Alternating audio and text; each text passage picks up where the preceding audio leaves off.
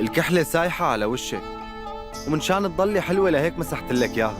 لتعرفي يا ديا إني رح صحح كل أخطائي، وبتمنى لك كل الخير والسعادة، ورح تضلي أنت أفضل رفيقة مقربة لإلي.